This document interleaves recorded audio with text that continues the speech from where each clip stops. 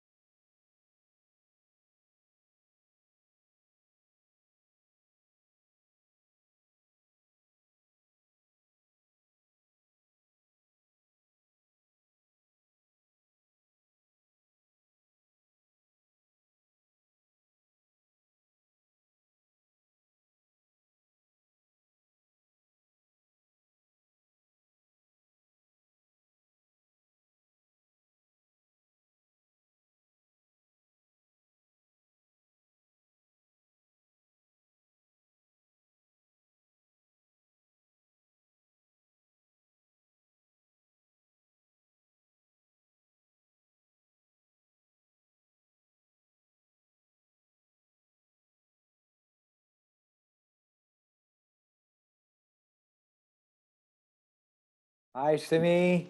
Morning, how you doing? Very good. How are you? All Very, set? very well. Okay, lovely. Fantastic. Let me quickly show you the screen we'll be putting on till we start the talk.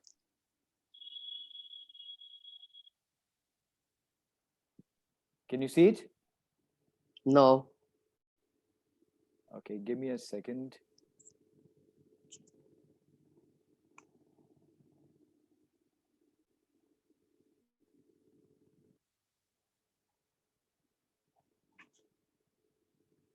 Can you see it now? Yeah, I see it now. So what we'll do is that the screen will be on in case anybody logs in earlier. And Okay. 11:30 we're starting. Yeah. So what I would suggest is you mute your mic, you switch off your Video. Yeah. video, yeah, and Yeah. let's rock it. 11:30. Good morning, ma'am. That's Varun. Yes. Simi, can you hear him? Mm-hmm. Hi, ma'am. Yeah. Good Could he morning. hear me? I did say good morning, Varun. I don't know if he heard me or not. No, I think there was some gap. The connection was a little this thing. Oh, okay. Okay, we already have somebody who's waiting, Mr. Mark Ray. Great to have you, Yeah. but we're going to start at 11:30. So thank you Mr. for joining.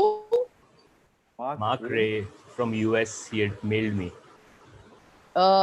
Mark Ray from US or Canada? I think Canada. Must be Canada. Check. Okay. Yeah. Could be Canada. CGTF. Absolutely. Yeah. Yeah. CGTF, yes. Super nice guy. Such How a wonderful. nice man. So Man, good. the Thanks for way joining us. he really took care of Seema and I when we were there. Yeah, Yeah. excellent. Good chance to thank people, Simi. So Oh, you can do that. yeah. Always. Always start with gratitude. So what I'm going to do is I'm going to now put it on that slide mode just to Okay. stop. And 11:28 we start. Okay. Okay. So I should stop video and mute, right? Yes. Yeah. Okay. All right. Here I Do it now go. while yeah. Okay. Yeah. Here I go.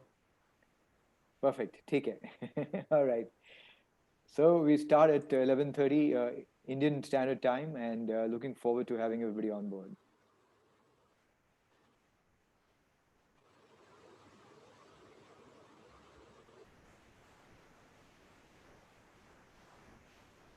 Varun, you can see this?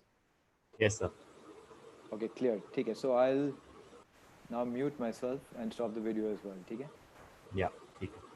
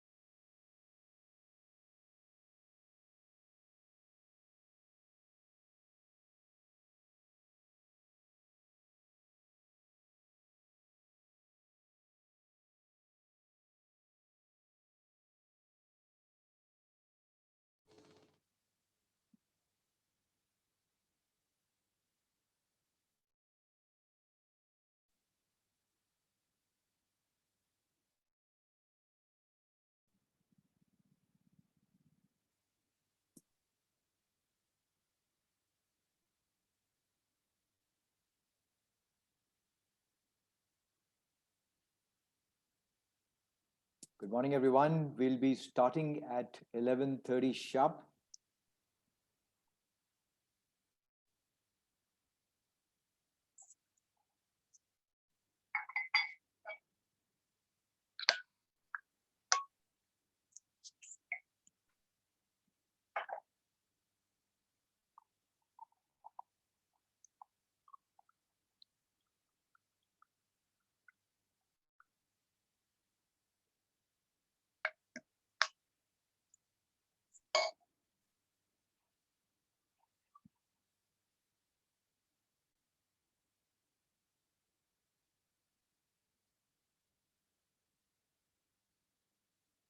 Hi, Simi, and welcome. Can you hear me? Yes, I can. Wow, I managed to do this in the first shot. That's pretty amazing. We won't tell anybody that we were practicing. Okay. We'll just give it a minute or two. People will quickly log in, and Sure. logins are also happening on YouTube Live. So, in the meanwhile, all those who are logging in, my request would be kindly mute your mics, and we're looking forward to this masterclass with Simi Mehra. I don't know if it's a masterclass. It is a masterclass, and I'm going to use the word Simi unplugged.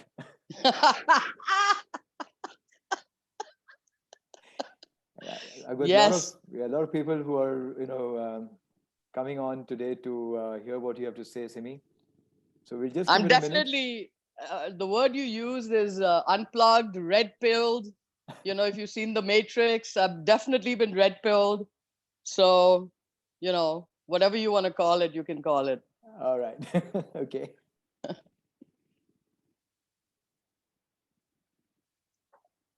Okay, so should we just give it another minute and then we'll start? Sure. I think people are still logging in and also on the YouTube Live. I hope none of my friends from the US have stayed awake to watch this because they're just troublemakers. I think there are going to be a few people from abroad as well. We've got a lot of requests. Varun has already sent them the YouTube link, so just be prepared, Simi. Oh no. I didn't send any of them the YouTube link. No? No way. Okay. Have No. you sent the other link? Facebook. Okay, so I think we can start. Okay. Hello, everyone, and welcome to the Knowledge Mine. I'm delighted that we have someone really special with us today. Someone who has constantly set a new paradigm for achievement in Indian golf and also for what she has given back to the sport. She exemplifies the spirit, "Hum kisi se kam nahi." And I'm just going to mute someone. Okay. Hum kisi se kam nahi. And, I want to begin by thanking Simi for making the time and for agreeing to share the wealth of knowledge, which I know she has for the benefit of everyone who's going to be online. So, Simi, thank you very, very much. Thank you for having me. And Hum Kisi Se Kam Nahi is also one of my favorite Rishi Kapoor movies. All right. So, ESP, I just struck me to I should use this term for you because you totally exemplify that. And how this talk will flow is that I'm going to ask her a few questions. I have a long list of questions actually, and then we're going to open up the floor to questions from the audience. And you could post your questions on the chat box, or you could, I will try and weave them into the conversation, or maybe at the end, depending on how the talk is flowing, because I don't want to interrupt when Simi is in full flow. So before we start, a quick introduction about Simi.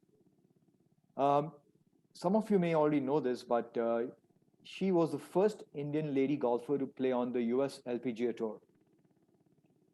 She has won 5 international tournaments. She has had a highest world ranking of 17, perhaps the best by an Indian golfer ever. She has had over 50 wins, or around 50 wins, I think she's lost count, or the Indian Ladies Professional Tour, which she helped co-found with Champika Seal, and that was a huge give back to Indian sport. And I just wanted to also add that something very interesting, which you may not know, but she led the long driving stats on the US LPGA Tour for 3 years running. I mean, that's just an amazing achievement for an Indian girl. Pardon my saying so. So, Simi, there's a long list of achievements. There's a long list of things that you've done for Indian sport. And I just want to thank everybody who has logged in to listen to you from across the world. I think there's a lot of value that they're going to be getting out of this conversation. So let's start. Ready?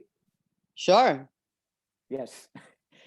Okay, I Simi, will just tell want us to. I a little just. bit I about your early days. How did you? do want to correct something. Yep. But hands down, Laura Davies is the queen. She's the longest hitter in the world, but I hit more fairways. I mean, Laura needs, Okay. she couldn't hit a fairway. And you guys have experienced it at DLF on the 18th hole. She pulls it on the first fairway and hits it on the green and makes an eagle. So she's the longest, Wow. no doubt. But I Okay. just, I just hit it straight and long. That's the difference. But sorry, That's go what ahead. makes the difference. So, Simi, let's start with your early days. Just how did tell us about your early days in golf? Basically, I wanted to do anything but study and go to school. I didn't really care for um, you know kinesthetic knowledge. It was very hard for me to read and understand. And my mother, Mrs. Simi Mehra, MA-LLB in criminal law. My brother, freaking London School of Economics or whatever. So all these my dad, in the eye doctor industry. So I was definitely the black sheep of the family, and couldn't get a degree. I couldn't get more than 40 books to. There was a bookstore that escapes my mind the name. I think it was Cosmopolitan Bookstore, if I remember. And whatever money she gave me for stationery ended up golf balls, shoes, gloves. So I didn't have any books. Uh, I just didn't study. It didn't excite me. I woke up with a holding a grip, so I knew that that's something I want to do. And I was a swimmer, a butterfly swimmer, and I Okay. think that's why I built these shoulders. And anything I did, very, very competitive. So that's why I got into golf, because I wanted to escape school. So tell me, Simi, I mean, how did you manage high-level golf and school at the same time? What school? I didn't go to school. I'm just kidding. Okay. I Your parents failed. wouldn't have allowed that. No. My mother, she'd beat the crap out of me. She did beat the crap out of me on a daily basis. I think that's what kept me in line. I think I was such a pathological liar as a kid, man. I could just come up with some amazing, amazing lies. And I think she just beat the lies out of me, made me realize that one lie is just going to lead to another, which is, I'm not going to be able to, I'm not that smart. Okay. I kept to the US playing on the Symetra tour. I started smoking, and I was so paranoid that my mother would somehow find out that I actually wrote her, those airmail letters that you fold, the blue in color, and you mail it. I That's wrote her a right. letter. Yeah, I wrote her a letter saying, I'm really sorry, but I started smoking, and I hope you can forgive me, and etc. etc. And I gave it to my friend from Malaysia, Irene Yo, who was traveling with me. And I said, mail it. No matter what I tell you, how much I beg you, just mail it. And the next morning I wake up, I said, Xiao Yang, we used to call her nickname. I said, please don't mail it. My mother will kill me. But she said, sorry, Simi, I already made it. So then a couple of weeks later, I get a letter from my mom. And the whole letter was a lecture. In fact, I still have that letter. The whole letter was a lecture, but the last two lines of the letter was, I'm glad you told me and I didn't have to hear it from somebody else. I'm proud of you. So that was, how we pretty much dealt with everything in the house, that come to us first, tell us, and we'll deal with whatever needs to be dealt with. That's, a wonderful statement right there. But let's get to your golfing very quickly. Okay. Simi, during your learning days in Calcutta, RCGC, I understand that your regular four ball used to be Arjun Atwal, Indrajit Bhalotia, and somebody else who would join you. And all these guys have gone to set some new levels of benchmarks. I mean, Arjun became the first Indian to win on the US PGA Tour. You were on the US And LPGA only. Tour, and the only you're right, and the only Indian. Yeah. Unless we call Daniel Chopra Indian, which we all tend to do very happily. We at would times. love to do that, but Daniel doesn't want us to call him Indian. That's the problem. Daniel is very happy being Swedish. So, Yeah. But tell me, Balotia went on to win repeatedly on the PGA of India Yeah. circuit, and what was it happening that time? Because there was no coaching, there was nothing, no technology, but yet you guys have risen to the highest realms of achievement that's possible in golf, and that too together as friends. What were you guys doing which was so right? Didn't you just answer it? No, I didn't. You just said, yeah, you said there was no coaching and no institutionalized manipulation, and you just said it, your friendship, that is huge. You learn from each other, you learn from your friends. Why do study groups work so well? Is because I might have one way of thinking, and you might have one way of thinking, and we bring it to the table and see what really works. And that's the end result.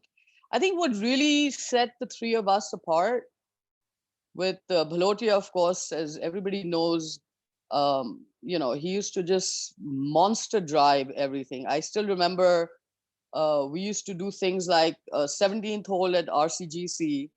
He'd stand on the 16th tee box, towards the 16th tee box, and hit this massive cut, and it'd be on the edge of the 17th green. Wow. So yeah, so we played we loved being on the range and shooting the shit, but we weren't really working on swings when we were on the range.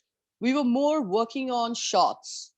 So I think that's the biggest difference. We weren't, our everybody's basics needs to be good, right? The wheel is invented, it's round, it's not getting any rounder, right? Unless you can now come up with cars that elevate and fly, but we're not there yet. We might be, but as of right now, we need wheels and it's round. So I don't buy into these very fancy teaching methods. I think having really strong basics will take a life in any sport. And that is, techniques, but ultimately what will come down is how good your basics are. It always comes down, we say that in anything, in every sport. And I think that's where we differed. If people don't really know, my mother, I never got a golf lesson. Arjun's father, Bindi uncle, was always giving him advice. He had a really good eye. I think Bhalotia was naturally talented with his body. He just made really good moves. I don't think he really knew much technically. And for myself, I had a book. My mother gave me the Fundamentals of Golf by Ben Hogan. Funnily, I didn't really read the book as much as I saw the pictures. Right. So what stood out to me more was the reverse C at the end of the swing. Then, because had I read the book, I would have been somebody who rotates the forearm and hits a draw like Hogan did. I probably still can't hit a draw. I can hit a pull hook, I can hit a hook, but I can fade the ball with my eyes closed over and over and over and over again. So that was a far more impactful book because of the visuals and, his artwork in it. Those pictures really stood out. And I think children need to learn more from listening to words, because the analytical side of the brain needs to just shut shop, dukaan band karo aur aage badho. I think that was the difference. So what were you guys doing? I mean, how did you egg each other up? How did you reach this You level really I really want to know, actually. yeah, you want all the secrets. Yes. I think what really worked for us is that we went against tradition in every manner. We played, I remember we played 108 holes in one day. That was the goal, to see how many holes we can play in one day, continued on. So we did things that was strange, like we tee off and we did start our golf and our life at Tolligan's Club and then graduated to the Royal Calcutta. But, we do strange things like play the golf course backwards from instead of tee to green, green to tee. From the 18th tee box, we try and play the 9th green. And in those years, it was like weekdays were there was nobody on the golf course, like literally nobody on the golf course. So we owned the golf course. That was a huge advantage. I think that was the biggest advantage because Delhi Golf Club has been packed and busy, from many kids when we were growing up. We had Mr. Bob Wright, who was very, very encouraging to the young kids. I think that makes a huge difference when the person running the golf club is so proactive. Yeah. We had a screen every Sunday on the off the 18th tee box where all the kids sat and watched a movie. That was organized by him.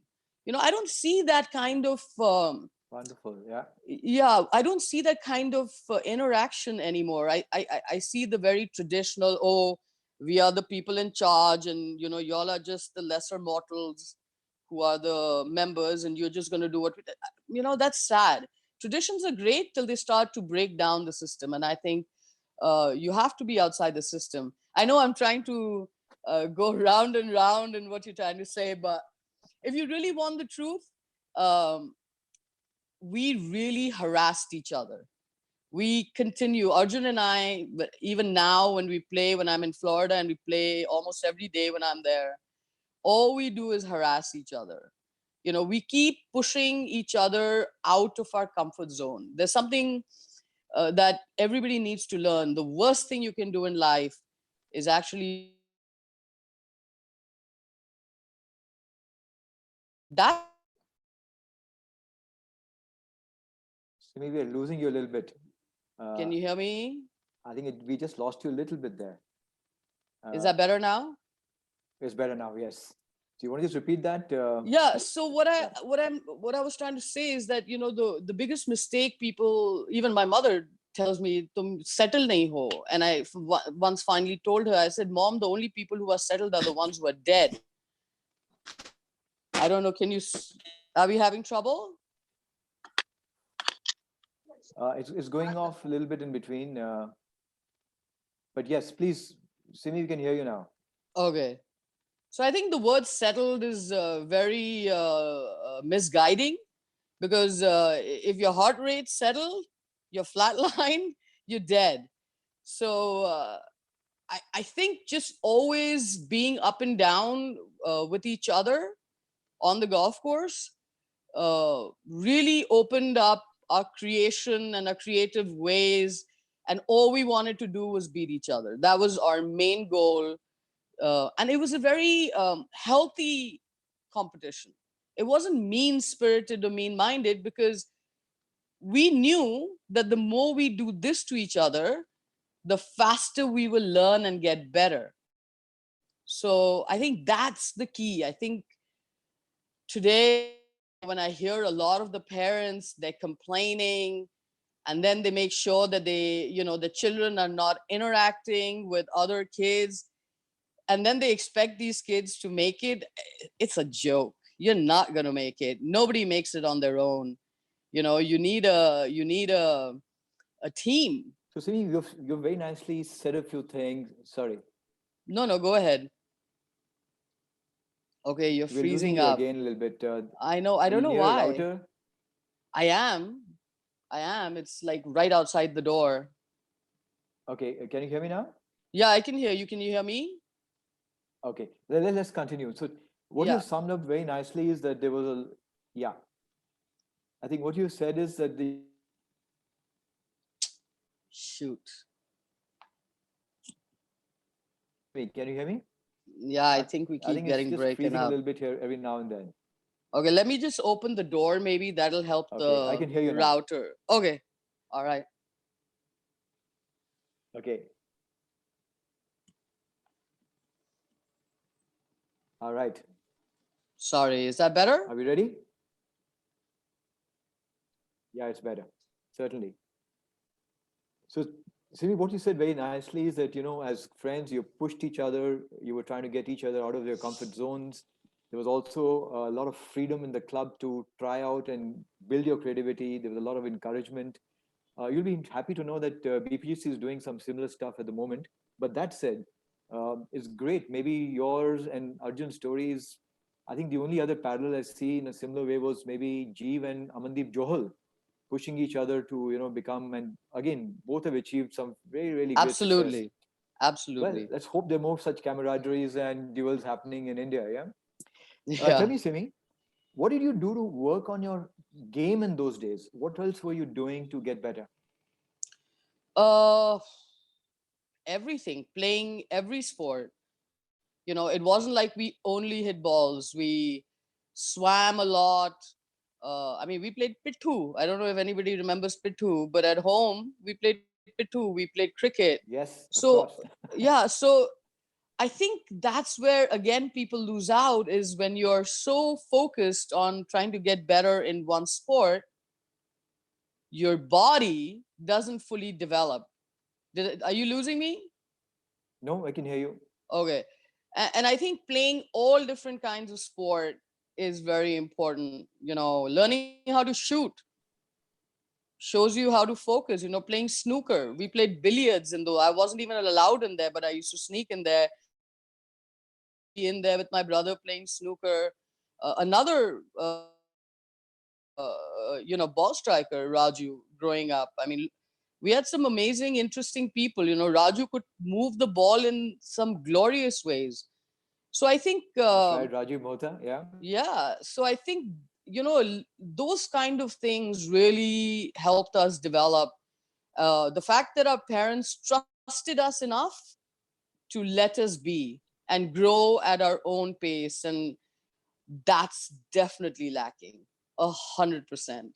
If you ask me what's holding children back, I'm really sorry to say, please come and prove me wrong, but it's parents. It's too much information on analyzing your golf swing and not enough focus on creativity, very basic little things that we are completely unaware of, sadly. Um, Very valid point there, and I'm sure there's an education happening. And at some point today, I want you to give a small message for the parents as well. But let's, for the moment, stick to the golf part. Tell me, Simi, what do you think, other than the golf swing, it takes to be a complete player? Everybody has a golf swing. Everybody can hit the ball. What the difference between uh, oh, I'll give you an example, which is really it in this book given to me by Irina. Irina um, gave me this fabulous book. I was working with her for a bit, and it was called Peak Performance. And it talked about the difference between a good player and a great player. The difference between a Tiger Woods and a Stuart Sink and a Davis Love. They're all fabulous players. They all achieved, but there's something that sets Tiger aside from pretty much everybody. It's just the same way Federer is set aside. Michael Jordan, look at if you watch his series on Netflix, they tried everything to break him down, but he kept pushing the limits, and he did things that nobody else really wanted to do. So Right. I think that is where the difference comes in. I was telling you about a very interesting analogy. If you look into the violin, it's the hardest instrument to play, and to become a maestro, you have to come from a family family of violent maestros. How bizarre is that? That means to me is that when the child is in the stomach and the parent is sounds anchored into that child who grows up to be another maestro. Why are no maestros coming out from different families? So I think we in school, we are skipping a lot of subjects. And again, I call it institutionalized manipulation. If I keep you with information that I want to control, then you're just going to be my slave. You're going to be my slave to the way I think, the way I believe.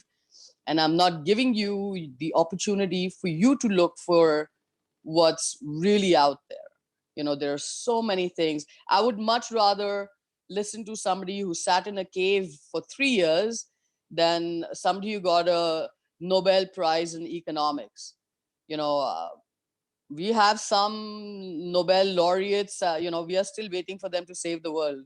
Good luck with that. So I just don't buy into it. I don't buy into these awards and, I just don't. Call me whatever name you want to call me crazy. I wear that badge with pride. So, like I said, I learned a lot more going to Tushita Ashram and a lot more. First time in my life, 20 kilos. There's no way you'll be able to do it. It's impossible. And the guide who was tripping on acid, I think for sure, because, there's no way some of the things that he was telling me to do, like, oh, you step on this moss laid rock to cross this waterfall. And if you slip, you die. So there's no, there's no savior. There's no rope. I learned a lot more about our sort of strengths than I did sitting in a classroom. 100%. Every single day. If you really want to learn about yourself, go on a death-defying trek. You know, uh, you'll be amazed. You're not going to die. You'll be amazed at the potential of the human mind and the human body. Why we not, okay, so give you a very tiny example about school. Uh, what do we learn in school? We learn subjects that help us get a job, right? The job helps us make money. So we are learning how to make money. But at no point do they teach you how to manage that money. Isn't that amazing? If I'm learning how to make money, why are you not teaching me how to manage that money? I still don't know how to manage money. I suck at it. If I bhikari ka a lot of things that they sort of keep away from us. I call them fake teachers, but that's just the truth, right? Very true, If Simi, and interestingly, yeah, the way you put it, yeah. But tell me one thing. I mean, there's a lot of youngsters and good players who are listening to you at this moment, uh, and some of them who are learning at this stage. And I think what you've said very interesting is life's going to teach you a lot more, and there's a lot more to it than just the golf swing. And exploring, finding what works uh, is perhaps the route to go. But amongst the things that you've done, just to crystallize the learnings in maybe the next 2 minutes, what would you say were the things that actually helped you become the player and the champion that you became? uh, I think the number one thing I did, other than having a really close knit group of friends like Arjun and Indrajit growing up, when I went to the US, I just got attracted and attached to really smart people. Heather Daly Donofrio from Yale, Jenny Chiserporn from Duke. So I really surrounded myself with some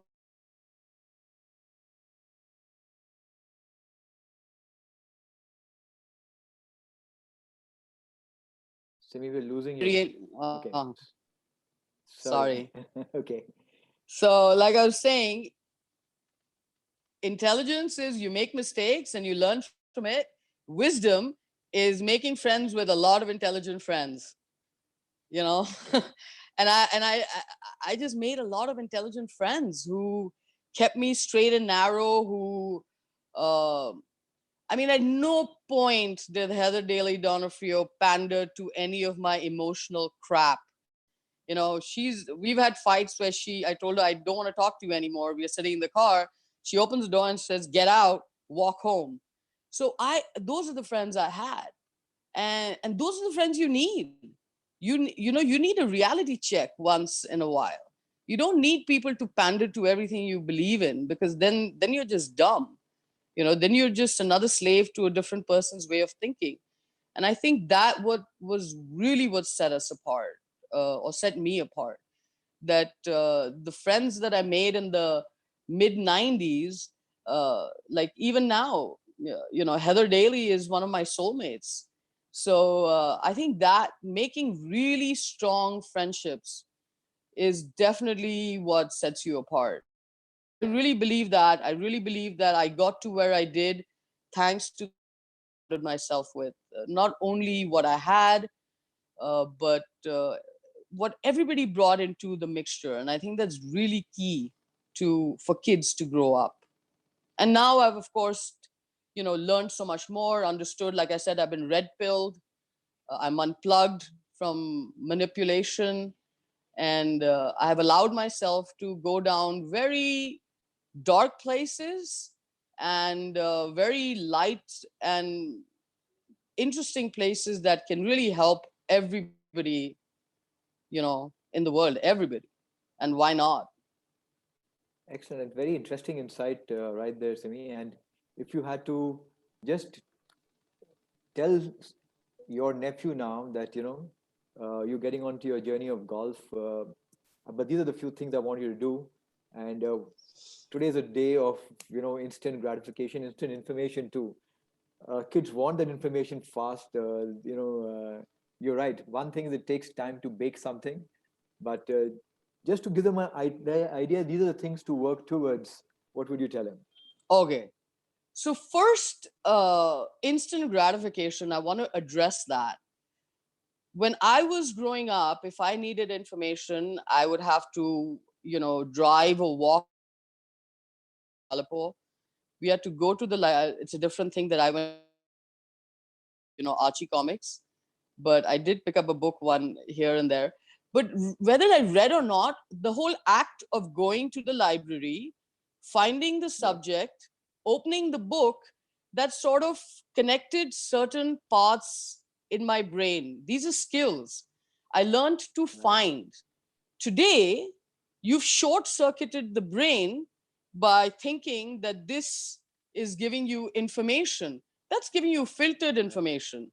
You know, that makes you zombie. It makes you short circuit your brain. And you're doing yourself a disservice, because what you're doing is taking away your own potential to where you can get at. So so after addressing, I want to talk a little about where you can get to. Have you ever tried to go work out without any music? It's not inspiring. It's not fun. It doesn't push you. But the minute you put music on, what happens to the brain, what happens to the body is phenomenal. So, what is that? What is that? It's a frequency. There's a certain frequency we all want to be in, alpha frequency, that will take you to a different level of learning. And it's something that really needs to be looked into. I think it's frequency 528, if I'm not mistaken. And you research that, you'll be quite amazed on how you can quickly move forward. You know, you sent me something where it said something very interesting, and I wrote it down. It said, information is the precursor to life. You know, if you are prepared, then you can pretty much deal with everything. And I think that's key, is preparation. And preparation can come in so many different books, so many different interactions, so many different experiences. And we are short circuiting our brain, our potential, to just be enslaved by, what lamestream media wants to feed you. And that's sad. That's really sad. But again, each to your own. It's tragic, but it's each to your own, and you must go through your own journey and your karma and your dharma yourself. I'm going to a different subject. But if you really want to understand, like, go into Gregorian chanting. Nobody probably any, I don't think there's even one person here. I don't know how many people have watching this. Has anybody ever even heard? I haven't heard this term. Right. So, like, want to learn, you'll be amazed at how quickly you'll be going down that path.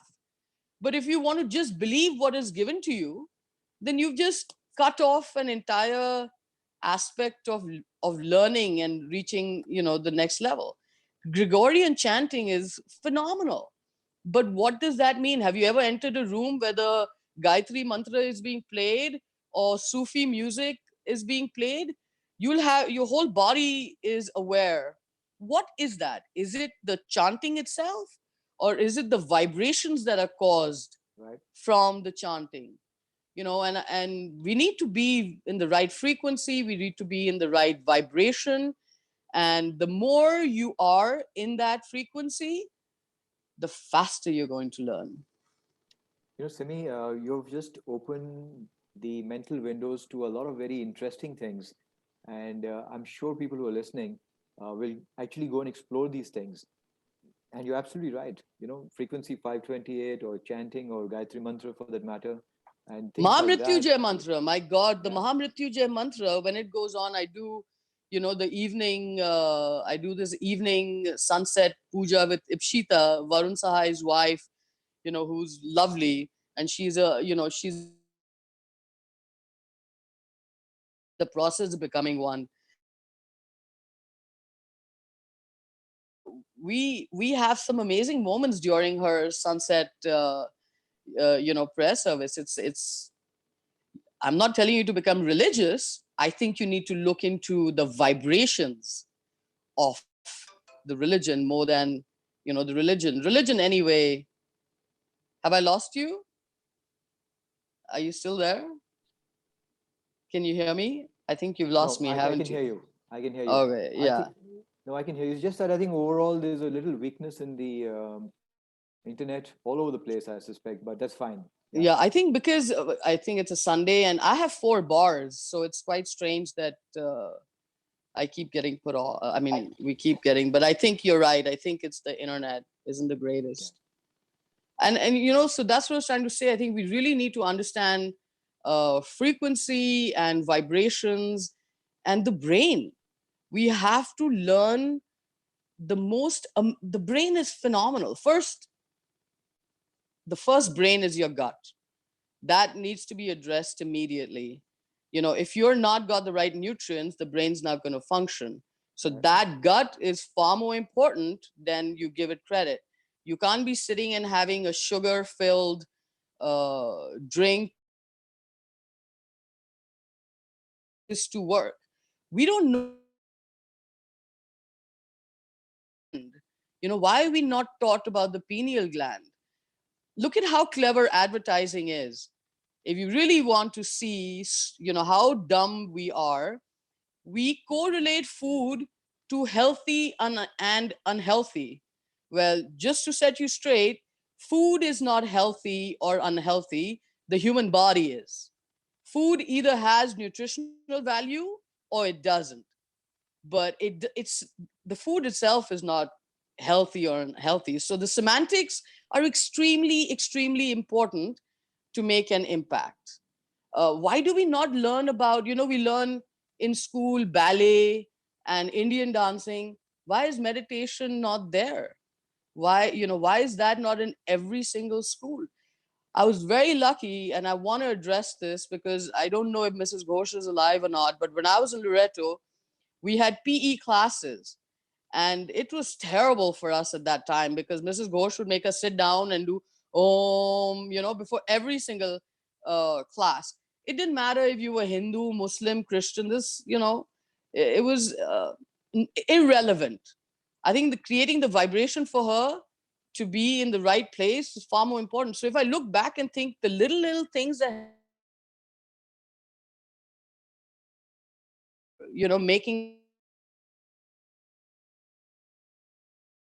pick up a rackets and play badminton or table tennis or throw ball or basketball, we're like raring to go. But wow, did she put us in the right vibration to go and learn it quickly. I mean, that's why Loreto House is still the best school in the world. Well, maybe that was a stretch, but definitely in India. But well said, Simi. This is a domain of knowledge which I think people are getting access to. And what we had shared recently about Dr. Joe Dispenza and a couple of other things is phenomenal, the kind of thinking that's happening. Yeah. It's ridiculous. I made a few notes about it. I think what they do, what media does. So to give you a small example, if you go into Netflix, everybody's on Netflix being in lockdown, and you look at the Indian shows that we are watching, right? Look at how violent murder, rape, cheat, fraud. Guess what they're doing? They're desensitizing you to what may happen. So it won't affect you. So you start watching these shows that are so violent, there's so much rape, there's so much murder, there's bloodshed, there's cheating, there's fraud. So your brain starts to think that that's the way the world is. So they desensitize you to reality. This is all very, very well thought of manipulation of the human mind. It's amazing that nobody's ever really paid attention to that. Look at the United States, look at Hollywood, what is done to the US. They're so gung-ho war. We want war. Look at every game they play, every movie they watch. They've been desensitized. Not knocking anybody down, but I'm just asking a question. Are you trying to do that? Are you, I want that answer. I want you to answer me. Why are you making these shows? Why are you not making shows about the pineal gland? Why are you not making shows about movement, vibration, frequency? Why is everything on Netflix has to be an expose according to you? Uh, I don't believe it. I don't buy into it. I watch it, I get over it. And the best example I can give you is everybody's heard of Game of Thrones, right? Superb show, unbelievable graphics, great story, loads of violence. Everything in that show was violence, dark, rape, murder, sex, incest, was everything dark and evil, right? Most world, that tells you something. But then here comes the Mahabharata without any graphics, rubbish, picturization, and it completely wipes out the viewership of Game of Thrones in 10 days. In 10 days, the Mahabharata in India had taken over viewership of Game of Thrones. So again, what does that tell you?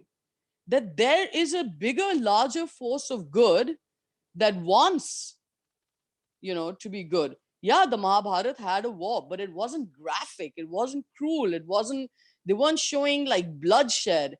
Yes, Draupadi ka vastra haran hua, but we didn't really get to see it. We didn't get desensitized to such to such awful things that happened, whether it's reality, it's fiction. I don't know, I wasn't there.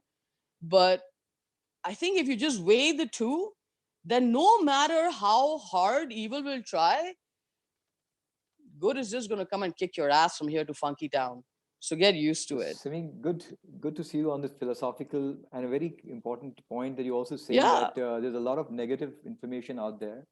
Be careful. Careful, and just allow the right ones to come in, because the mind's going to be a very important element of what these players are going to do and go forward with. But Simi, let's in fact come straight to the mind. You've been a very big believer in the importance of the mind in playing. Tell us some thoughts. What do you do to make your mind stronger and perform under pressure? So I think I don't know what I was doing then, but I was somehow able to get into a zone.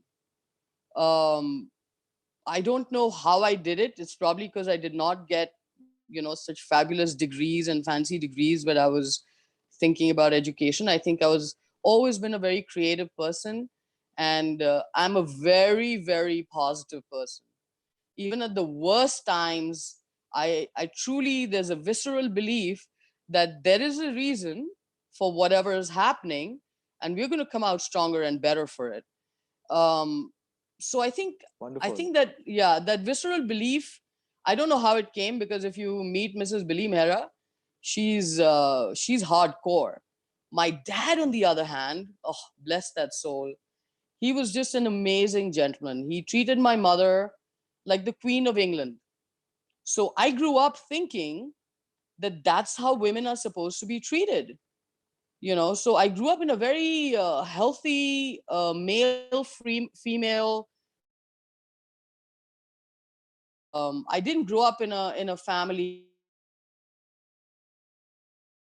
Quite the opposite is what I grew up in. So if even my brother till date, he treats my bhabhi like, she's the Queen of England. Whether they have their fights, we all do. That's normal. We are human. But the underlying sort of base, the platform we have, was strengthened because of what we saw and not what we heard. And that is very, very important about life. So if to go back about the brain, everybody knows that what your circadian rhythm is. You know that your body produces melatonin. But what people don't know is when you wake up in the morning, there's a chemical reaction happening in the brain. You're going from melatonin to serotonin. And that time of the morning is very, very key. That's the time when you should be thinking of all the good shit you did the day before instead of the negative, because you're setting a pace, a trend. If you wake up in the morning and, damn, I shouldn't have done that, and I shouldn't have done that, and I made a mistake there. No, that analyzing is right after your golf, right after your day. The morning, when you wake up, when you're moving from melatonin, what you did, thought, you change the chemistry in the brain. You change the chemistry in the brain, you change the body. It's all connected. If you think it's disconnected, then you're in the wrong chat show. You need to log out and go somewhere else. But that's the truth. That change in the morning is very important. And like I Excellent. said, yeah, I would much rather listen to somebody who spent 3 years in a cave than somebody who went and got institutionalized with a very fancy degree. Not saying they're wrong. I'm just saying that's my preference. It's That's my interesting. opinion and my preference. That's it. It's interesting, Simi, how many people are waking up to this knowledge and information about the mind, the brain, you know, the enzymes and the hormones that they're producing and what it can do to you, and how Yeah. your mind can actually control it. So, is this something that you do specifically as a practice on a daily basis We are now? all different. Yeah, we are all different. Some people can sit down and meditate. Some people can keep their eyes open, walk around and meditate. Some people can meditate listening to music. I think you just have to find where you are, what you're doing, and what suits you.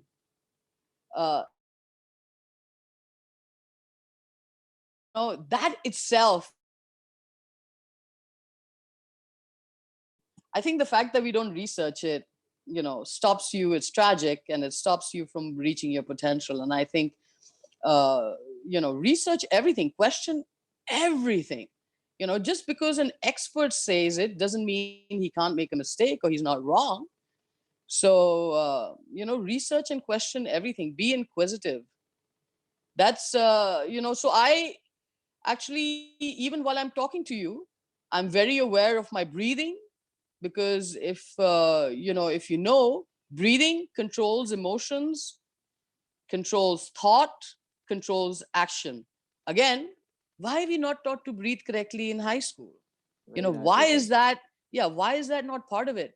I was very fortunate that you introduced me to Gurnandan ji and Rajvinder ji. And Rajvinder, in fact, sent me a message saying, don't call me G. And, and I got to be part of the IMBO program, which is I think if I got it, intermediate midbrain optimization. And that not only, I didn't go there I went there with zero expectations. I was like, I wonder what this is, and this is probably crap. But again, it's because of you, you being my first crush. Okay. Yeah. Into that place, and there were people from different demographics of society, different thought process, different religious beliefs. And I walked in and I was myself. They knew I'm a lesbian. They knew I'm a golfer. I was very upfront.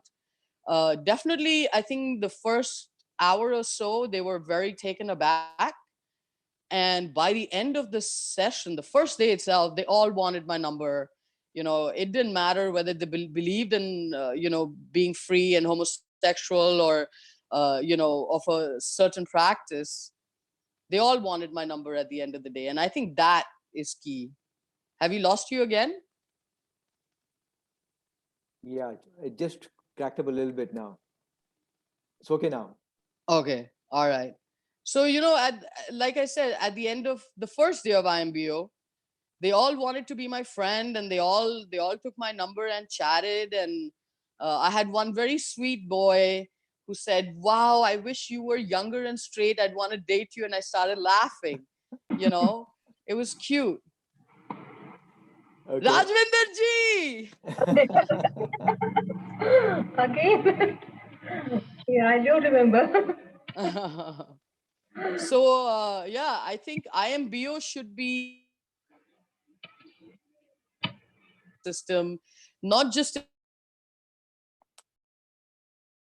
Why should we limit the potential of human beings in one country? Why can't we share it with the planet? And I think it's something that really needs to be shared. I mean, Japan has been holding on to this technology and information for a very long time. And I think it's time to introduce this to young children, like 10-year-old. Teach them how to really manage their emotions. You teach somebody. Okay, so give you a small example. You're driving your car, and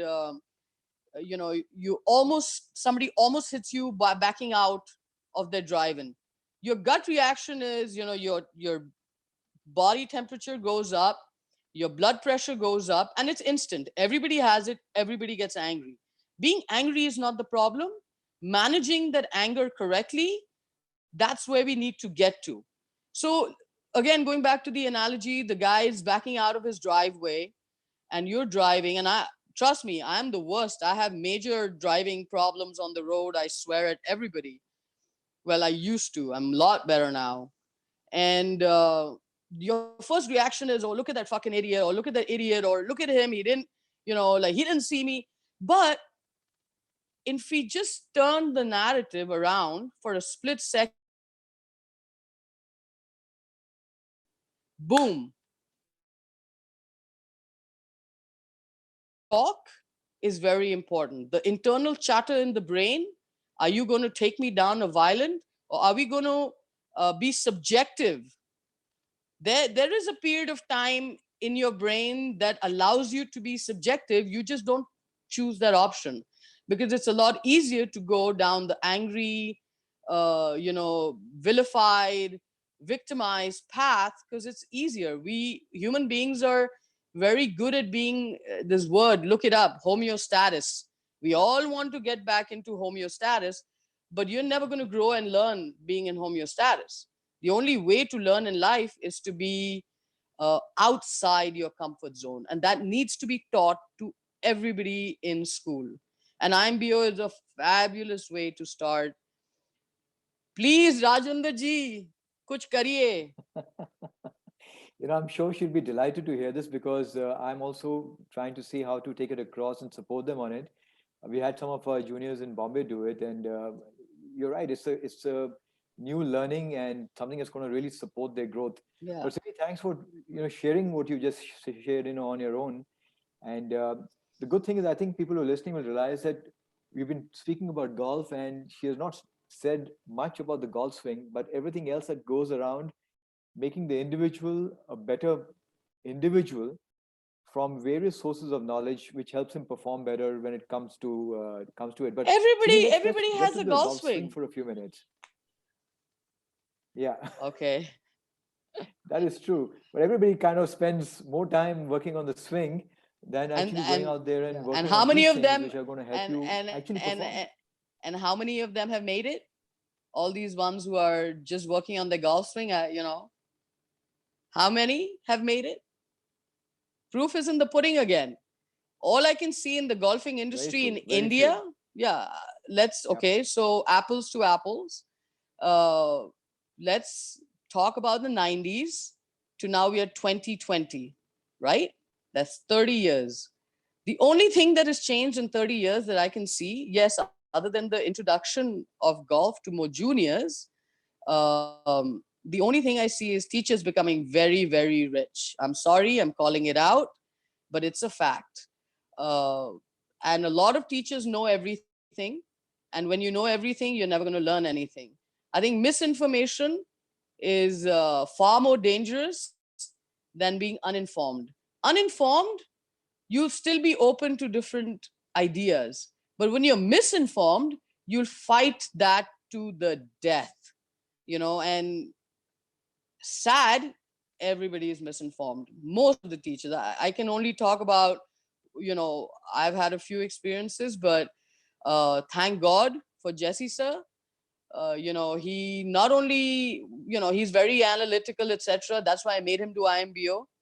So, he Lovely. might not think, yeah, I did. I made him do IMBO. I made Sagar Diwan do IMBO. I didn't let them, even though Jesse sir would give me all these things, I said, sir, yaar, aap baat mat karo, sirf dikhao mere ko, kya karna hai. That's how I responded.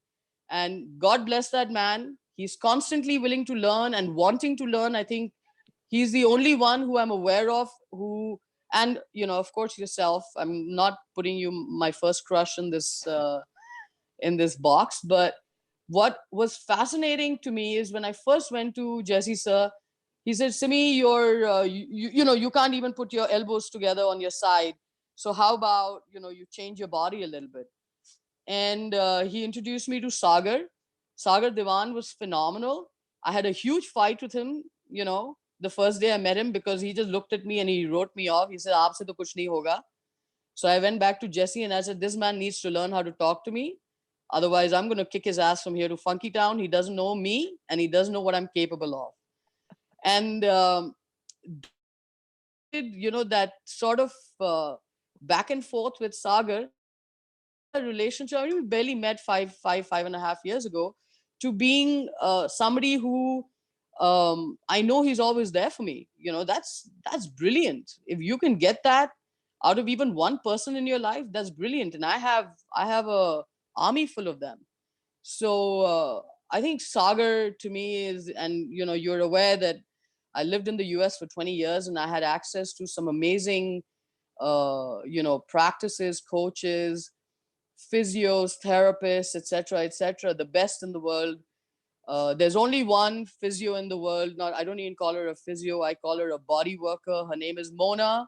She lives in Orlando, Florida, and she's the queen. I call her place the House of Pain. She doesn't limit herself.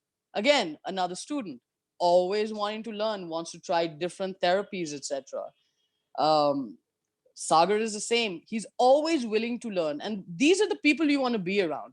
You want to be around people who are wanting to learn, not just from books, etc., but from the student himself. Sagar learned a lot about my body. And you can ask him today, he'll tell you that I'm yet to meet a better, more dedicated student. You can ask him. I'm not blowing smoke up my own butt, but it's in the gym trying to get to where he got, that if there was a muscle he wanted me to move, he'd just lift his shirt up and say, you see this, Simi? You see that moving when I do this? Move that muscle. So immediately my brain went straight to that muscle, that's the muscle I want to move. So I was not only recreating the movement, I was actually cognitively thinking about which part of my body needs to work.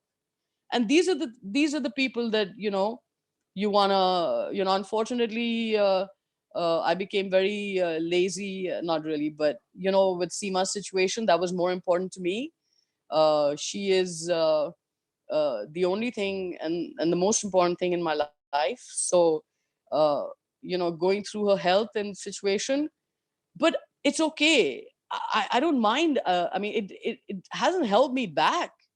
It's like a speed breaker. You're driving a car at full speed and you slow it down, you get to a speed breaker, you go over it, and then you step on it again. So I never write myself off. No way. Bring anybody on, I'll take you on in anything you want to do. I'm a very competitive person by nature. हम किसी से कम नहीं, absolutely. Yeah. Okay, Simi, tell me, I want to just get to the technical side of golf just for a few minutes. Yeah. So tell me, when you're working on your golf swing, actually, you still have to hit the ball onto the green. And, in the British Open, you set a record of sorts when you hit 18 regulations. And, in those conditions, I think it's still a record which is, I don't know how many people have matched it. But I don't think anybody has, but. Okay. Yeah. So tell me, how did you go about working on it? What are the things you focused on and still do? I focused a lot on my legs, a lot. Not so much on my upper body, but a lot on my stability. I wasn't working out in a gym, etc., but I swam a lot, and I think the swimming that I did, I would sort of just let my arms relax on my side and kick and kick and kick and kick the hell out of up and down, a 30-50 meter pool. And I love swimming. I can, till date, I can, it's going to be hard for you to beat me in swimming. In fact, anyway, that's another story. I'm not going to go there because I do get derailed. But I think, if you want to get good at something, you got to work on the whole package. You just can't work on one part of it or just one movement. It doesn't work like that. You have to first understand what you're doing.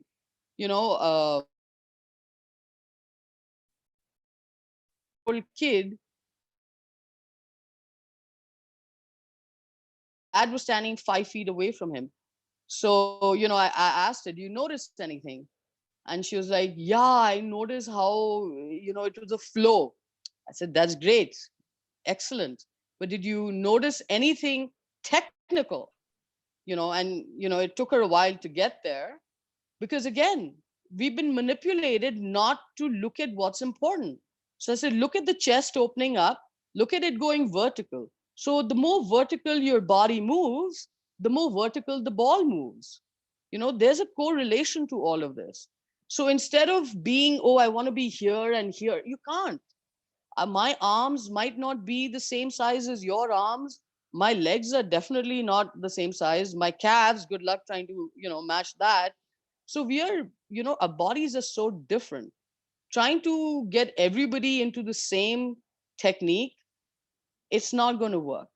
It's not. It's just not going to work. You have to have a teacher who can take from every teaching, whether it's the David Ledbetter golf swing or it's stack and tilt. Stack and tilt is a great way to get injured very fast. Proof is in the pudding. Just go into the PGA Tour standard. You want to make dreams of winning on the PGA Tour. So when journalists try and compare victories, it's a joke. Just shut up. Nobody cares what you have to say. So look at the players who have stack and tilt or have done stack and tilt. They went through a major series of injuries. Why would you be any different? Oh, because you're younger? Yeah, you are younger. You are in your teens. Good luck when you hit 30 and all of a sudden you have a slip disc or a bad knee. You just took your lifespan in golf from all the way to 65 to 30. That's what I see. Again, proof is in the pudding.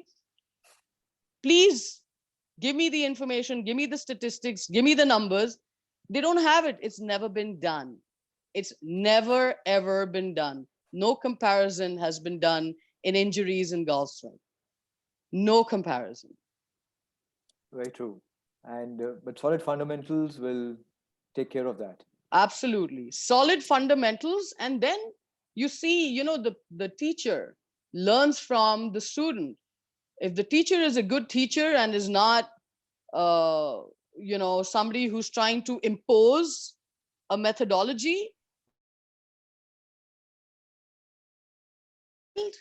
and slow, they can do best.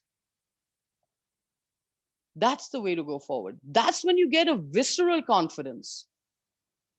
Absolutely. Only way to move into the big on the big tour, only way to get on with the big boys is when the confidence is visceral. No teacher, no mental coach, no. Good luck with that. None of them can tell you that you're going to make it. Only you can.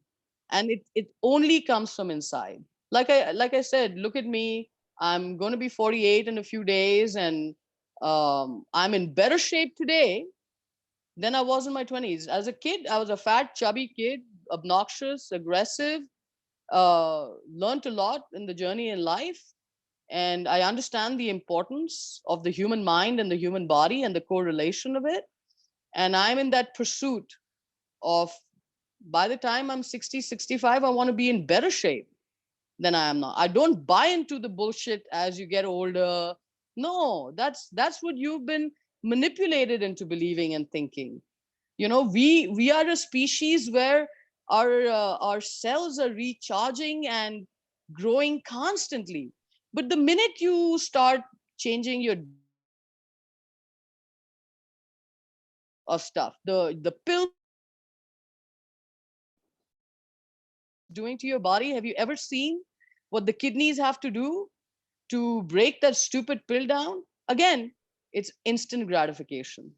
We are in a time of instant gratification, and that just leads you down a very dark, sad, depressed. There's so much depression in the world. Why is there so much depression in the what are Hollywood actors' children depressed about? Give me a break. Come to my country, I'll show you depression. Come to the Jhuggi Jhopdi, I'll show you depression. You see the look on these people's faces. It's interesting, Simi, how the golf swing and again the philosophical background to it. But you're right.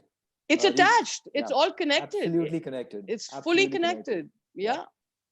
Okay, tell me, Simi. I want to come specifically to one part of your game which you've been working on constantly, your putting. And what are you doing for it? What are your learnings? What would your advice be?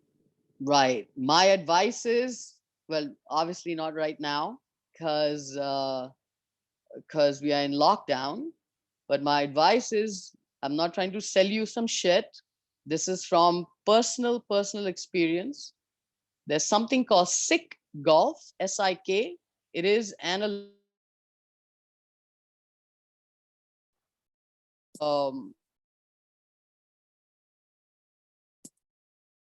but for somebody like me who doesn't listen to any numbers, etc., doesn't make any sense.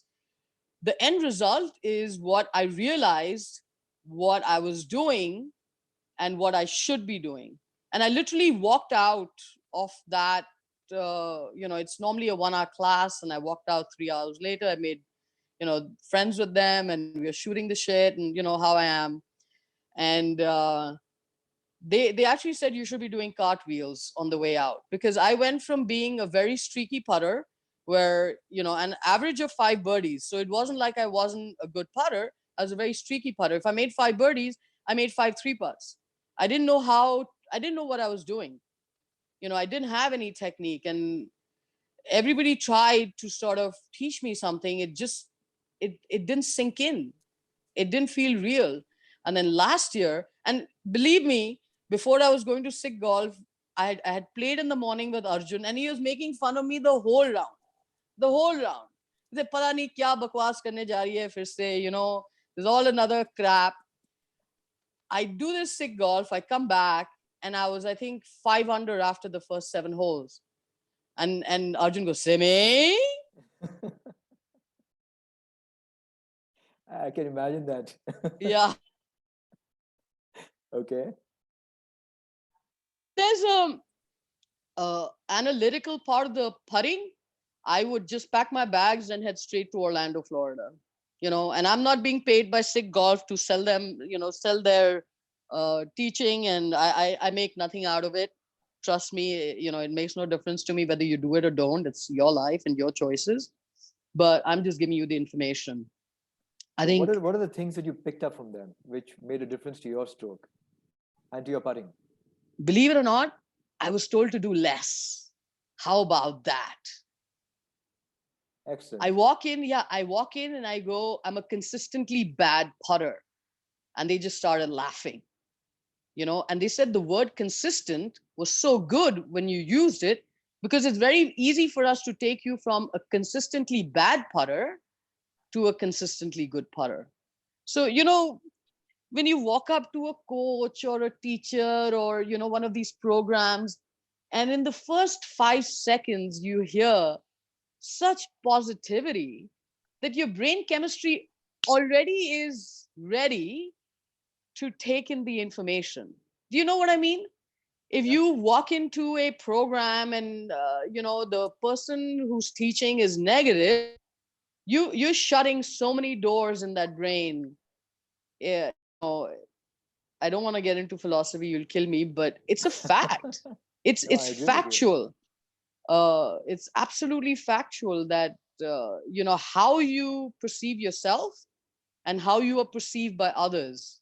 If you perceive yourself positively, trust me, there's not a person on the planet who'll see you any differently. So you know, I think your self-image, your self-thought, not, I shouldn't say image, because that's, you know, that's your reputation, and that's what, you know, that's not important. Your character is far more important than your reputation, and we need to really instill that. I think you know, that in putting I was told to do less. That's phenomenal. He didn't tell me to do this and that and that and that. He says, do everything you're doing, but just do less of it. What the hell? You know, there's a absolute mathematical science to distance control. Right. What? How amazing is that? It's a correlation of your backstroke to the speed of your stroke. Absolutely. You know, some people do it naturally. You know, Brad Faxon, bloody hell, one of the most amazing putters ever. Hey, so I he makes those putts when they're most needed. You know how difficult that is. He's definitely of a, you know, I call him an alien. He's coming from a different planet altogether. But that's what I learned in putting in from Sikh Golf. That was huge for me. In fact, I had a whole program set up to take kids to the US, as you know, in the month of June, spend 4 weeks with some amazing programs. You know, there's something called HRV, which is your heart rate variability test. You know, how do you deal with that?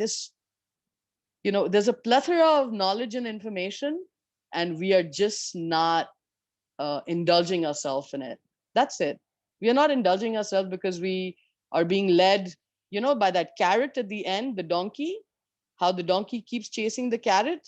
That's what I see. You know, when all these fancy teachers talk, that's what I see. I see a carrot and the donkeys are following them. Sorry, you know, whether you get offended or not, but I think you expect that out of me. You know, it shouldn't be a surprise. Okay, Simi, I remember you telling me about your experience in understanding green reading when you first went to the tour, you know, and what a eye opener that was, going from India to. So just give us a bit of an insight, because that will be useful for everybody who's listening here right now.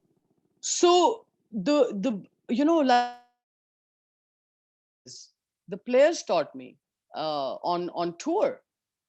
That's just the way they are. There are so many moments where these legendary players, I'm not talking about every LPGA player, but all the legendary players, the Julie Inkster, Beth Daniel, Meg Mallon, Helen Alfredson, Laura Davies, Nancy Lopez, Patty Sheehan, my God, Pat Bradley, Big Mama. She is a plethora of knowledge. Shirley Spock, these people, this is just the way they are. Their daily way of being is sharing information. So I might remember certain moments, that certain things they said to me, they don't, because that's their daily routine. That's the way they function. Julie Inkster, I played the third round with her at the British Open, where I had my top 5. And the following week, we were in Portland, Oregon. And she was really pissed at me. She walked up to me and she goes, "Damn, I put money on you. Why didn't you win?" Because in England you can bet, and they love betting. And, it wasn't the fact that I didn't win. That she believed you could. My God, Julie Inks, what the hell? Who am I to think anything less about myself? So, I had a lot of those moments. I'm still in awe of them. They bully me constantly. I had to clean shoes as a rookie my first year. And they will intimidate you. The whole game is, are you going to succumb? I remember my first US Open was Kohler, Wisconsin. And the way the US Open works is that there's a sign-up sheet for the practice round, and it's blind. The only people who see those sign-up sheets, it seems to me, are these legendary players, and they pick all the rookies to intimidate them. And I'm standing, the tee box, it was a hill behind me, and my caddy, Dean Teskey, he says, "Hey, Simi," he Aussie guy, he goes, "Simi, look behind you, look who's walking down." I turn around and I see Dottie Pepper, Rosie Jones, and Patty Sheehan walking down. These are the 3 people I'm going to play my first US Open practice round with. To say the least, I shit myself. And, they bully you, and they just walk on the tee and they say, "You know what? It's $100 skins, and it's too bad you have to." There's no be part of that team. You're never going to be part of that table. And, they all tee off in front of me, and I plied the ball like 40 yards past them. So they all turn around and look at me and go, "Girls come to play." So, all of a sudden, how much ever they tried to intimidate me, I somehow was able to give it back to them. I think it's because I grew up with boys, and that's, what Arjun and the G, we all did that to each other. So it was a habit. And that habit sort of transpired into me being invited on that table. Whether I won events on the LPGA or I didn't, I could play. And that's what's most appreciative. They want to watch good players. I remember walking in Phoenix, Arizona, asking Patty, "What do you do, with the heart rate going crazy?" And she grabbed my shirt and she says, "You play with it." So, wow, what a different way to look at the world. What a different way to think. I'm playing my final round with Annika at Moon Valley. And the night before, I'm still putting on the practice green. It's 7 o'clock in the evening. And Dean goes, "Look who's walking up." Annika used to go work out in the gym. Workout routine with anyone.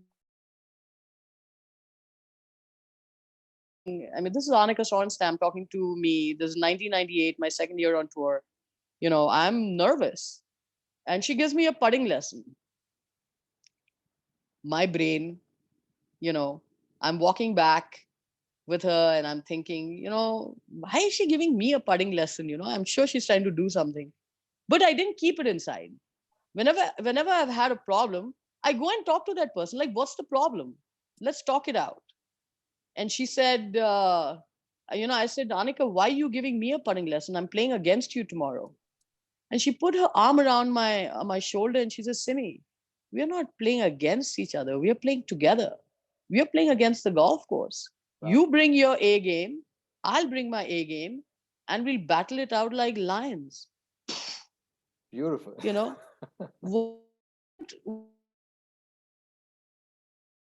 You know, my God, the entire, artist changed in front of my eyes. The entire, everything that I had learned, about competition suddenly changed and flipped to something completely different. Is that when she shot that 59? Soon after she shot this 50. We just lost you there. Can you hear me? Hello? Can you hear me? I can hear you now, yes. Well, that's fantastic. So you shot a 65 and well, wow, that's amazing. Yeah. So, it's those moments that'll, but how are you going to have those moments if you don't open yourself out to them? How are you going to have those moments if you don't talk to these people? If you think you're all that in a bag of chips, well, you're just not going to last there. You're not. Tell me, do you remember any other such moments which will be of, value? Because both these insights are phenomenal. I mean, this just shows the greatness of, just the attitude, yeah. Yeah, all of them, till date, you have a problem, uh, you know, they're so willing to help you is because they believe in themselves. I think that's what you need to take away from it. If you are visceral with your confidence, you don't need to put somebody down. In fact, you want to raise them to your level so you can go even higher. That is the way it works. That's a It wonderful doesn't paradigm work. shift right there, yes. Yeah, it doesn't work the other way around. It doesn't. Good luck if it does. Let's see how far you get in your life, you know.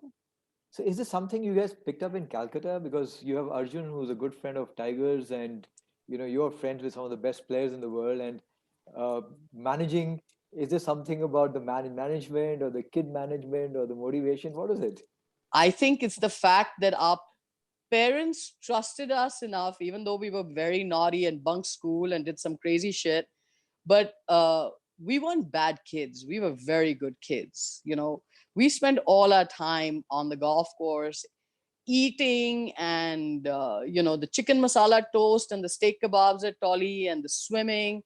And I think that was the most important key, that our parents trusted us enough to make good choices.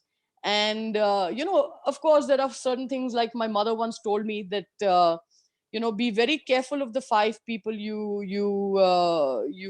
hang out with, because you're going to be an average of those 5 people. So if you hang out with 5 assholes, you're just going to be an average asshole. I think these little sort of pokes that I got from my mom, whereas my dad was the complete opposite. My dad used to tell me, even if you murder somebody, I know you have done it for the right reasons. So I had like a really good balance and blind faith. My father had blind faith in me in every, I had pictures of Dimple Kapadia and Madhuri Dixit, known that I'm, batting on the other side. But my dad used to come into the room and say, why are you looking at them? You're far more beautiful than any of them. How So, lovely. yeah. So when you have that constantly, there's some part of you that starts, to believe it. And I truly believe it's the fact that my mom and my dad and Arjun's parents and Indrajit's parents trusted us enough to be on our own, fall, get up, dig ourselves into a hole, but learn how to get out of that hole and not be there with a rope.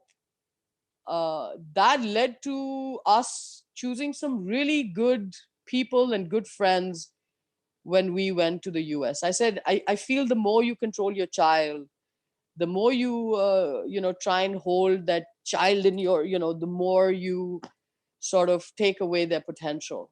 And again, my opinion, I could be completely wrong, but that this whole chat is, obviously coming from my personal experiences and nothing Simi, else. some wonderful insights there, and I'm sure they're going to open a lot of windows in everybody's minds, and I I hope hope so. I hope they explore and they try out Gregorian chants and they try out 528 vibration and all the other things that you have given insights to, including IMBO.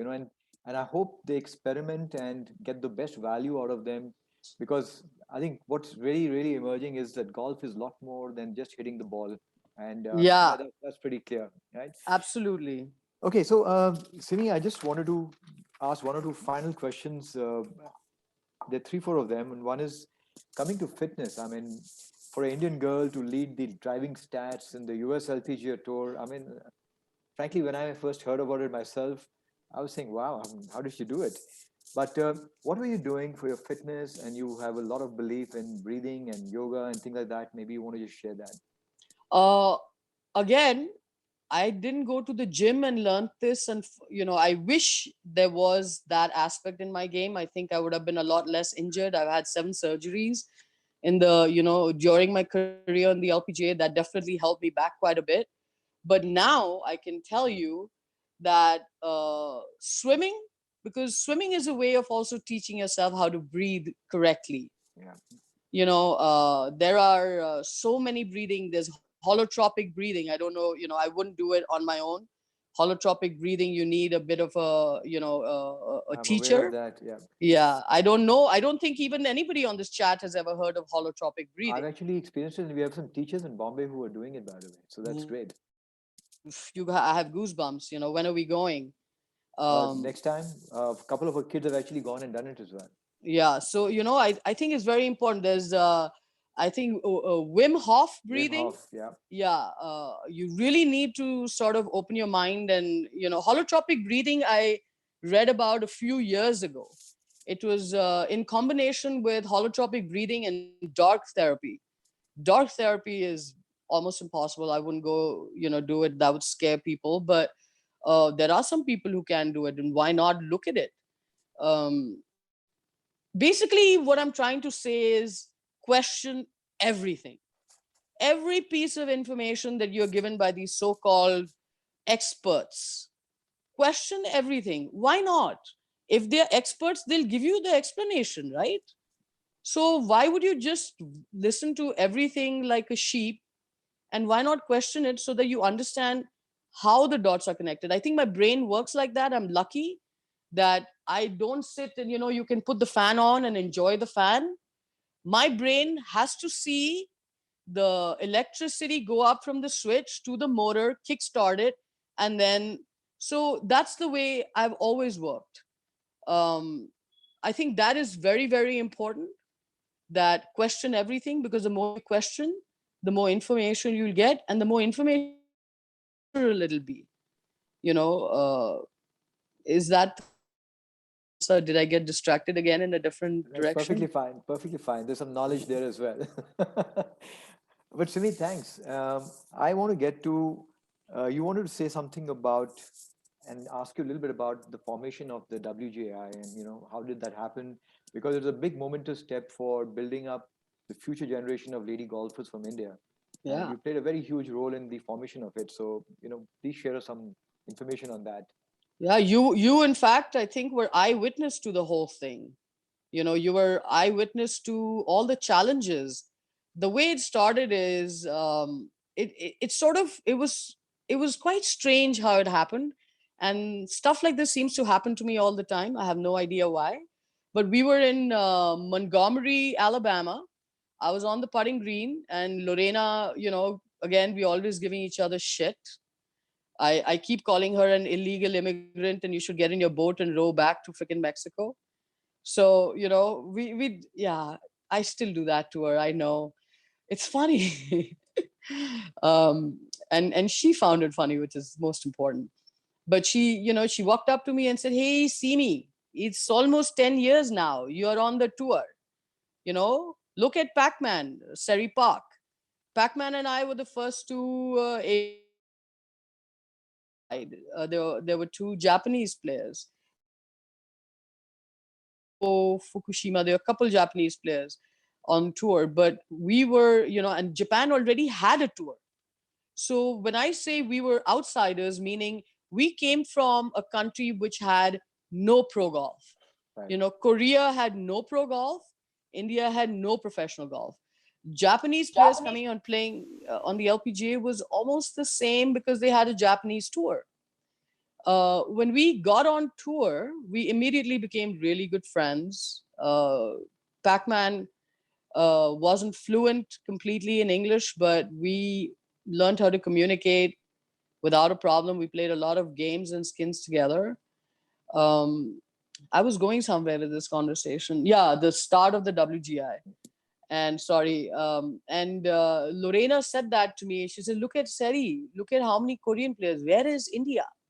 And I thought, oh shit, it never occurred. It had never crossed my mind. Call it selfish, call it focus, call it whatever you want. It hadn't even crossed my mind. And it's so strange that she says that. I think it was 2006 or 5. She says that. I come to India and Champika Sayal approaches me regarding starting a pro tour. And mother warned me, said, don't do it. My mother said, don't ever do anything here because you will get beaten up. They will take advantage and they'll throw you on the side, which happened. But I'm still, proud of what I did because I did it without any personal agenda. So my conscience was clear. My thought process in creating this platform was very clear. It had nothing to do with organizations and some fancy names being on part of the organization. It was mostly about creating a platform. No matter how we did it, it was about creating a platform. And Champika Sayal and I were the only ones.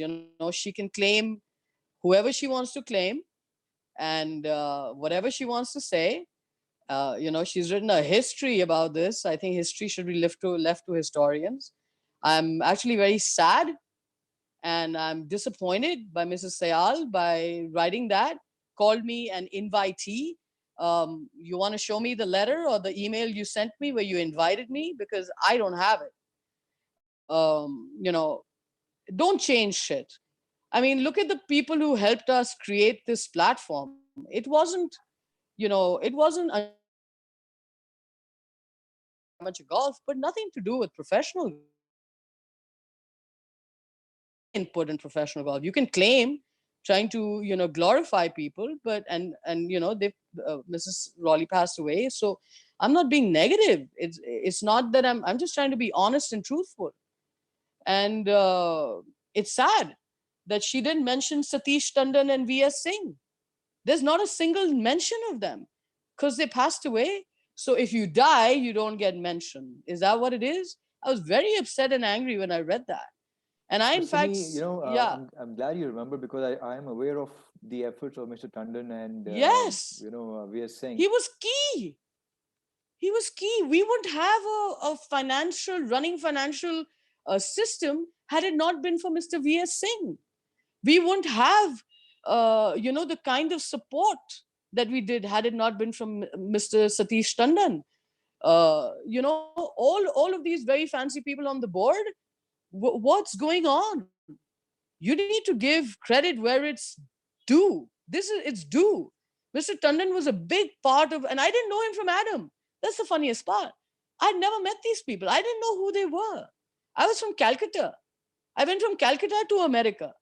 There was no stopover in Delhi. So I didn't know the who's who and who the fancy people are. So it angered people. But I must tell you, Simi, I had the pleasure of doing a few events for Mr. Tandon. What a visionary. And I know for a fact that he had big plans for the WGI. And unfortunately, it's good to see that they've created a platform. Indian talent is being nurtured. And a lot of players, and I see Ananya and some of the other players on the chat right now, they're benefiting from the opportunity you guys created for professional golf to happen and talent to be nurtured. Yeah, and let me tell you, there were. I want to go a little. You got cut off a little bit. You got cut off. No, I'm sorry, but I will have to say the disservice Please. that amateur golf did when we were trying to start. I got a letter. You know, I'm happy to reveal the name. I have all these letters. You know, if you don't think I have, okay, you went off again. Are you there? Can you hear me? Simi, can you hear me? Yeah, I it's a can hear you little now. broken up again. Yeah. Fine. I So can hear you now. Yes, please go so ahead. you know, yeah, I have letters, I have emails, I have copies of them, I have everything. Don't poke this bear, because when this bear wakes up, that's shit's gonna hit storm. I have people who did not want this organization to start. Okay.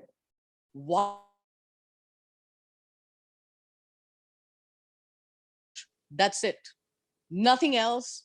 Don't give me any explanation, because I don't want to hear it. You're selfish and self-centered and self-motivated. The word self in front of all of this. And we had a lot of, I had newspaper articles. I had a newspaper article written when I'm in Australia talking about how I'm trying to, I mean, just look at this, right? This is fantastic. Can you hear me, or did I get cut off again? But I had a newspaper I can hear article. you. Yeah, I had a newspaper article written about me by Hindustan Times. Again, I'm not going to mention who wrote it, but that I'm starting this tour for self-gain. I'm playing on an $85 million tour.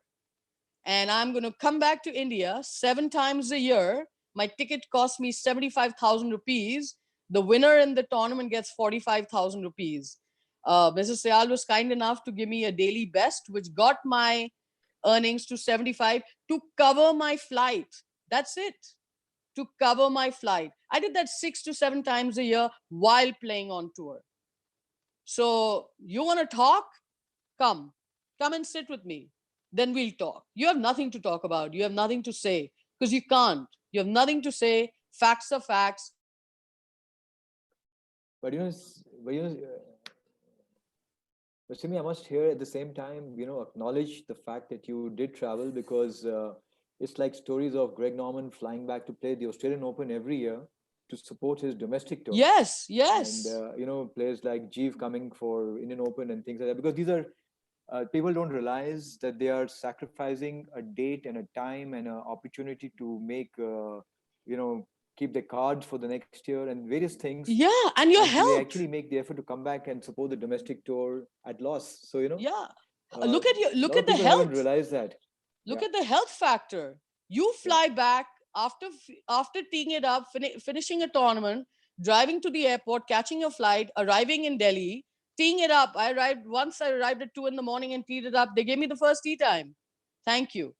Not that it mattered. There were only 6 of us playing, but teed it up, played the event, won the event, Friday finish, get in a flight Saturday morning or Friday night back to the US for another LPGA event.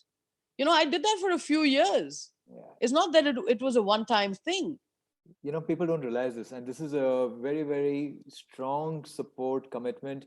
It reminds me of what Mr. Milkha Singh would say, that they would go for an athletic meet, land in the morning and run in the afternoon. There was no time for recovering from jet lag or swollen feet or whatever. I mean, you just did it.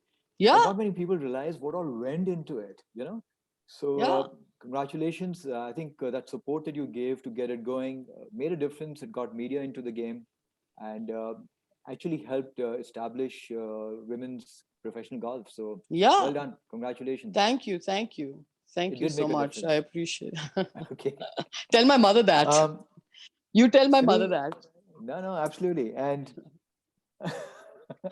I will actually, because this level of commitment is not easy and people don't realize what's gone behind it. Simi, what would your advice be to juniors today? Make friends. Make good friends. You want the best advice. That's the best advice I can give you.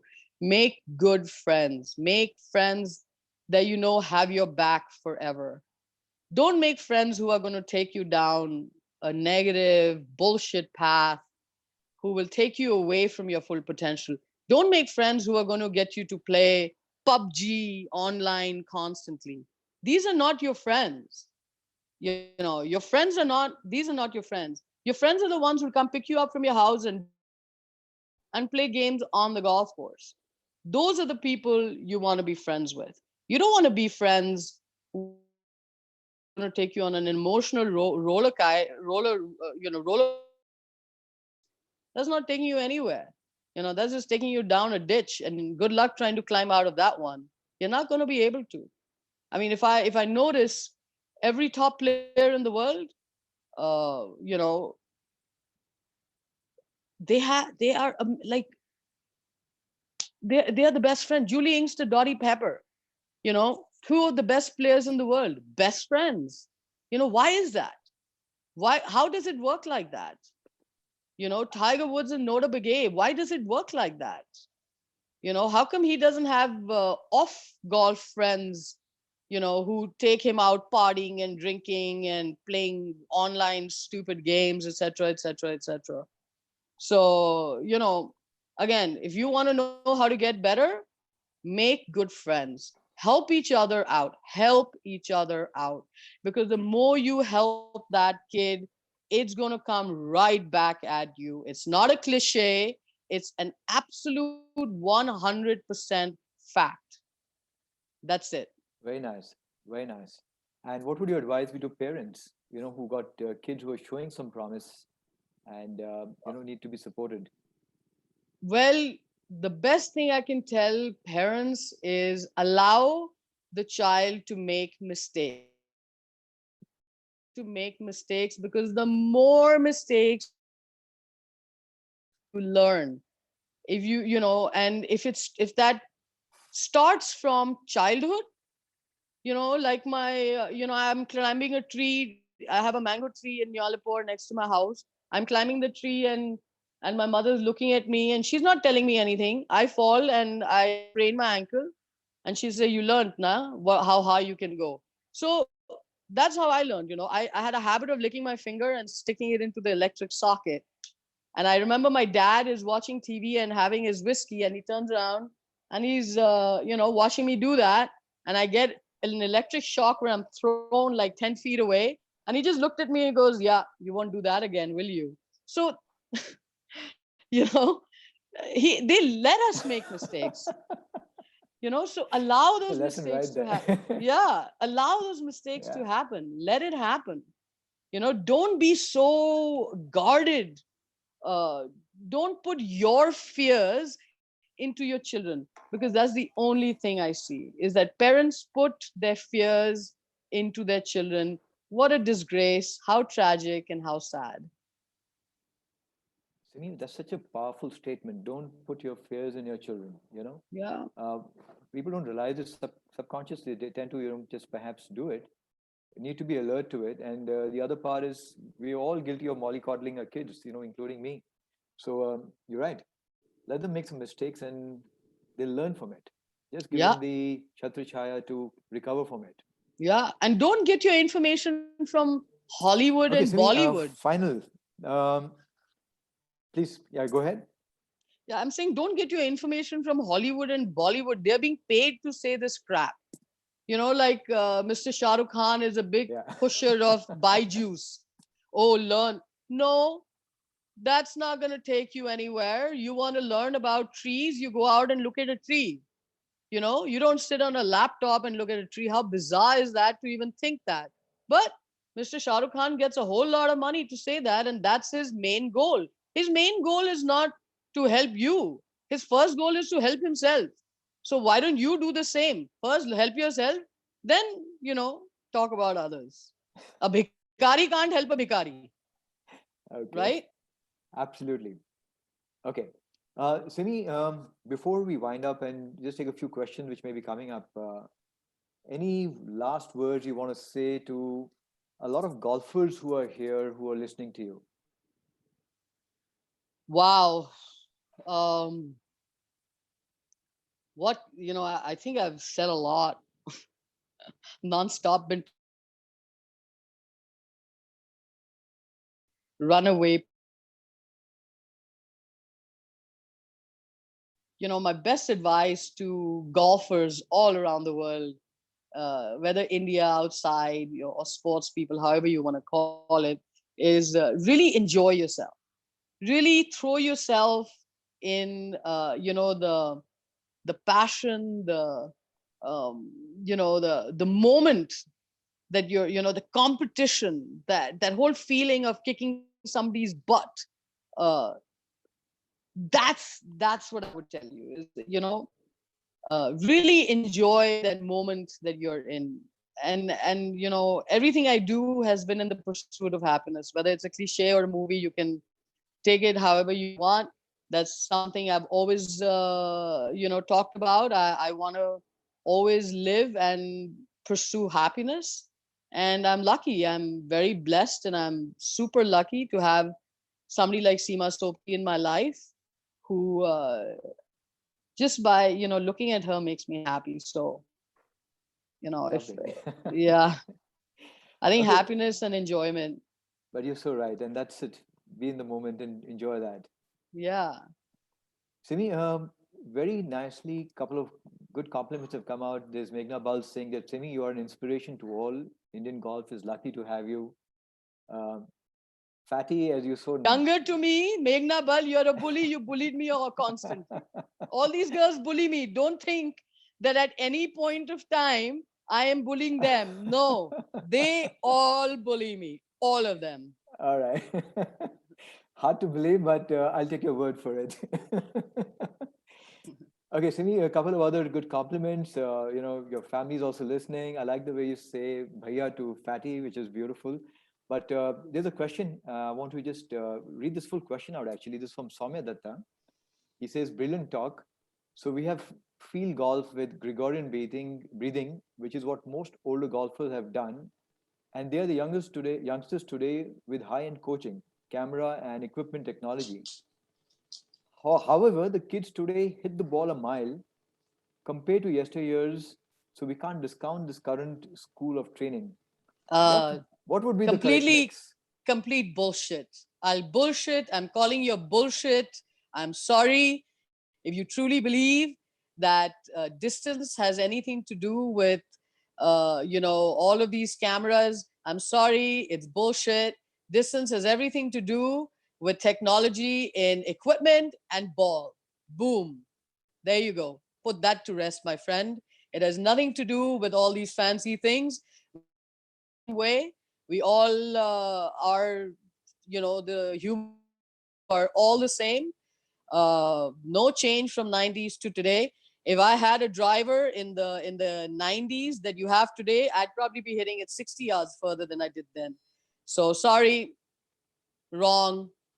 Interesting, Jeev also mentioned that suddenly, at the time when the new balls were coming out and the shafts were getting better, a lot of the pros who were not able to reach the greens in twos on par fives were suddenly managing to do it.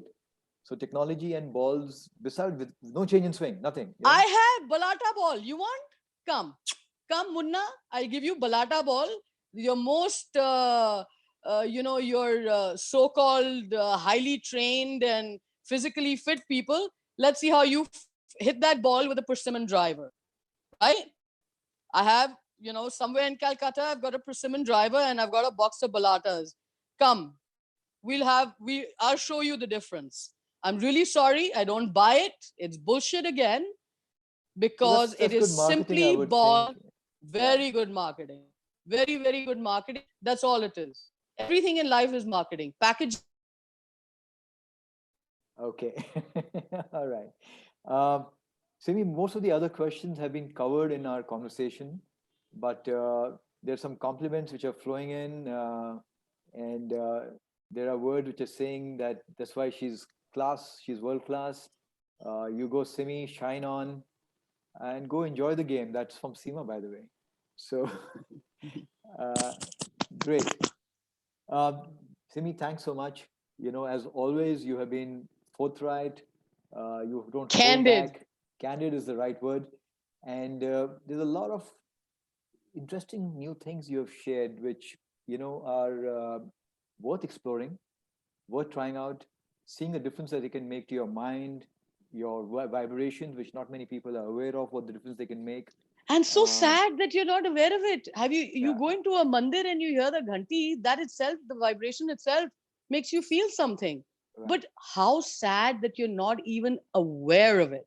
Right. You know, you're not aware of your body, you're not aware of your mind, you're not aware, you're literally, how do I put it, brainwashed. You know, So, you need to Simi, take the red pill. yeah, Watch the movie Matrix. yeah. You people are living in the blue pill world. Please take the red pill and get unplugged. But you're right. A lot of the things is because that's the way you've been taught. You know, that's what you've heard in your school and other things which are supposed to make results happen. Now, but the new things that you have given insights to, I just hoped people who watch this show, watch the recordings later, will actually go and experiment with them, try them out, and see the difference they're making to them, their well-being, their thinking, their Yeah. attitudes, and going out and doing things with creativity and differentiation. Eventually, something made those two kids from Calcutta push each other to become the finest in the world. You know, I hope we have many more such results coming out of Indians because we have the ability to do it. And I hope some of this information will, you know, go hit the right spot and will make a difference. So thanks very Absolutely. much. Thank you so much for having me. And My thanks for verbal being yourself. diarrhea. I've always enjoyed it, Simi. So Yeah, please stay same being the here. way you are. All right. Okay. Peace out. All right. Thank you. Thank you very much. Enjoy that. Thank you. Bye-bye. Cheers. Bye. And this is for some people who would like to know a little bit more about what she spoke about very briefly. So I just thought I'd just put it up there. And great. Good to have you all on board. I hope you enjoyed the conversation. Thank you.